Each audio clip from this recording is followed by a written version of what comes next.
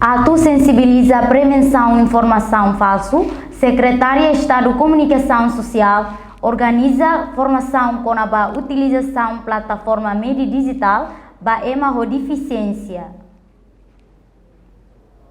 Formação com a utilização plataforma mídia digital, segunda-feira semana Baema deficiência, concentra a Fundação Ahição, Suku Comoro, posto administrativo Dom Aleisu, município Dili. Formação nebe organiza o Secretaria de Estado de Comunicação Social a tu hakbit conhecimento com a maneira de examinar informação li o mídia social. O teliote formador ba utilização mídia social explica.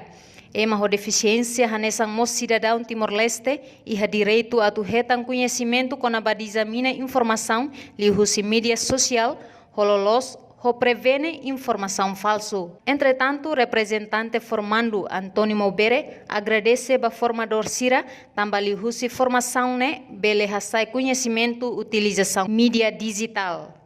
Agradece ba formador Sira informação capaz de ter estava pela primeira vez clear nebe espera ho informação charne dele angele seda dele haberla ba meu colega charne dele ya serius sama tiang organisasi informação importante teves também care informação dele limitar teves se vele care ba futuro amia karta tuir tuirta ba nivel charne be hasukkan para ambil haten kriali kamba media social, como a jornalista, etc.